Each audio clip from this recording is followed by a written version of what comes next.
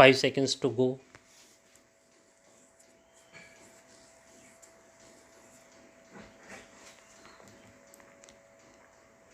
Start. If we travel all over India, we see an enormous variety of population in various degrees of development. We see many cultural, political, social, and economic disparities. We want to put an end to these disparities and inequalities. But remember, there is a limit to the amount of compulsion that we can exercise apart from the desirability of compulsion.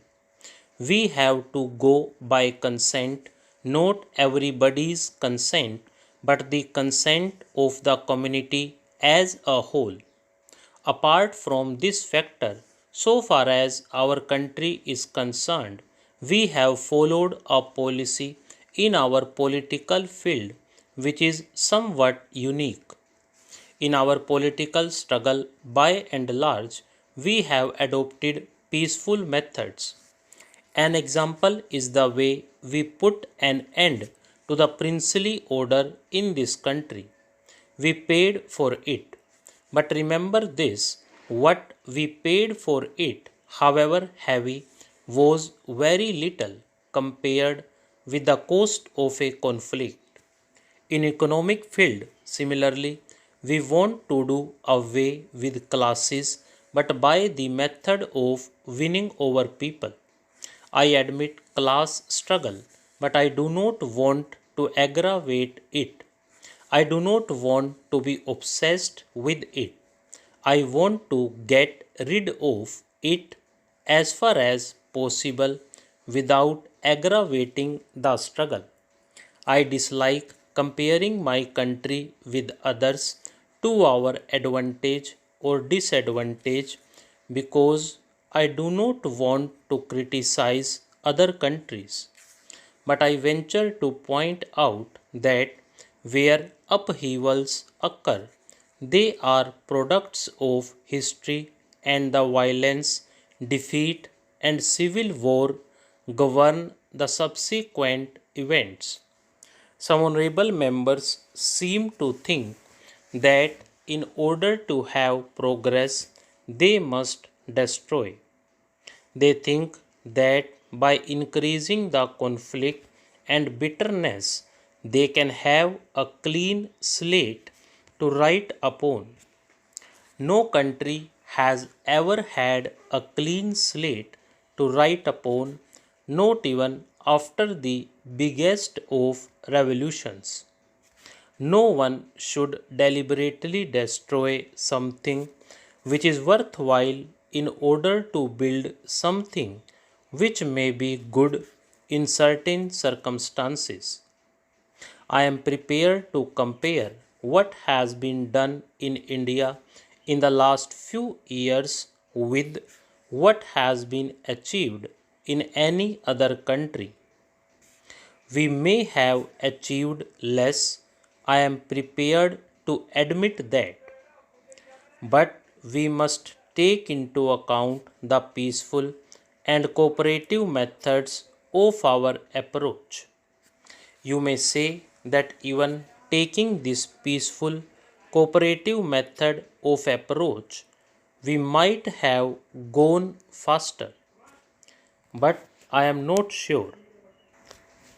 The word democracy, I know, can mean many things, but I am talking of what is called parliamentary democracy. There are other methods which may equally be democratic but which are different. Why have we chosen parliamentary democracy? Because we think that in the long run it produces the best results. If we come to the conclusion that it does not produce the best results, well, we change it obviously because we want results.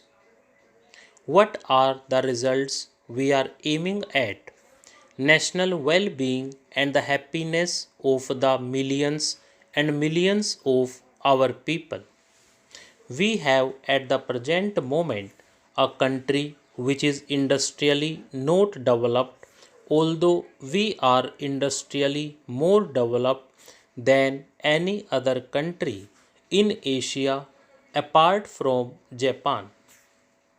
I am not at the moment taking into consideration the Soviet regions of Asia. Apart from these two exceptions, India is industrially better developed than any country, certainly more than China. Nevertheless, we are an underdeveloped country. Our standard of living is low. We have got to raise that, and in raising that, we have got to find employment for all our people. What are our objectives? We may define them in many ways, but perhaps one way, which is more important than others, is to find progressively fuller employment till we reach full employment through increased production. You may also say that greater production ought to imply better distribution.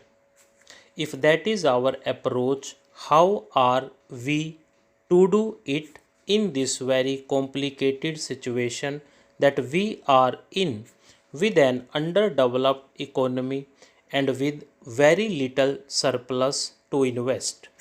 We cannot compare our problems with those of the industrialized West because they have had centuries or at any rate generations of growth.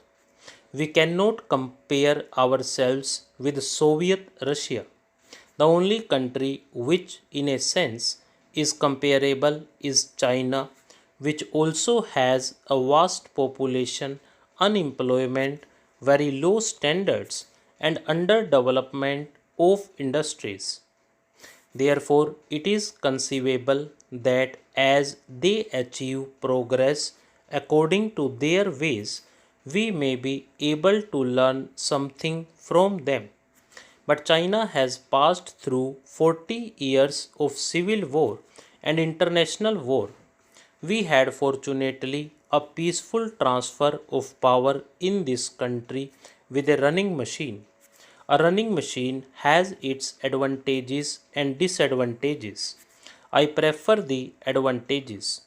The disadvantage may be that you are tied up with certain processes which take time to change. Advantages are obvious that you do not destroy and start from scratch. We started at a higher level, as I said, compared to most countries in Asia. This has led to stability, political, economic, and social, which shall help growth. Stop.